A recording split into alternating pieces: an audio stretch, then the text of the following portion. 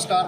સદભાવના વૃદ્ધાશ્રમ રાજકોટની મુલાકાતે આજરોજ જાહેર જીવનના અગ્રણી માજી ગૃહપ્રધાન અમારા મુરબ્બી શ્રી ગોરધનભાઈ ઝડપિયા પધારેલા છે અને એમના પ્રયત્નોથી 51 લાખ રૂપિયા જીબી એન્જિનિયર્સ એસોસિએશન તરફથી સંસ્થાને મળેલા છે. સાહેબ, આપનો પ્રતિભાવ જણાવશો? આપણે 1 કલાકથી લગભગ સદભાવના વૃદ્ધાશ્રમમાં છીએ, બધા વડીલોને આપણે મળ્યા. સાહેબ, આપનો પ્રતિભાવ સદભાવના વૃદ્ધાશ્રમ જણાવશો? ગુજરાત ઇલેક્ટ્રિસિટી એન્જિનિયર્સ એસોસિએશન એટલે અમે એને જીબીઆ કહીએ છીએ અને અમારી આખી ટીમ અહીંયા ઉપસ્થિત છે. એના પ્રમુખ તરીકે મને પણ આજે સદભાવના વૃદ્ધાશ્રમમાં આવવાનો એક પ્રસંગ બન્યો.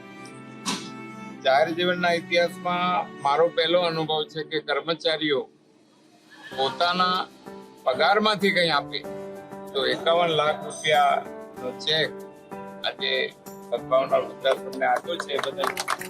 બધા જ અમારા એન્જિનિયર કર્મચારી બધા લોકોનો પ્રમુખ તરીકે હું આભાર માનું છું કે તમે એક પહેલ કરી છે અને આ પહેલ જો ગુજરાતની બધી બ્યુરોક્રેસીમાં આવી જાય તો એક નવું ગુજરાત બની છે.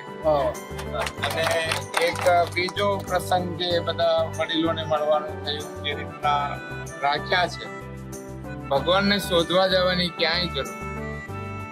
જેને ભગવાન જોવા હોય એકવાર અહીંયા આવી જાય એટલે જીવતા જાગતા મૂર્તિમંત ભગવાન અહીંયા છે અને એની સેવા સદભાવના વૃદ્ધાશ્રમ આખી ટીમ વિજયભાઈ અને બધી આખી ટીમ કરી રહી છે. તો એ ટીમને પણ શુભેચ્છા આપું છું અને નવો પ્રોજેક્ટ શરૂ થાય છે એના માટે પણ શુભેચ્છા. આપણે ત્યાં એક સંસ્કૃતમાં સુભાષિત છે અને ઉપનિષદની બીજી પંક્તિ છે. પહેલી પંક્તિ છે ઈશા વાસ્યમ ઇદમ સર્વમ યત્ કિંચિત જગત્યાત જગત. આ જે કંઈ છે એ ઈશ્વરનું છે. જગતમાં જે કંઈ છે તેન ત્યક્તેન પૂજિતાઃ, એને ત્યાગીને ભોગવ. અમાગૃત કસ્ય સ્વીદન. આ ચરિતાર્થ થયું છે અને અહીંયા આપવા વાળા જે હેતુથી આપે છે પણ ચરિતાર્થ થયું છે.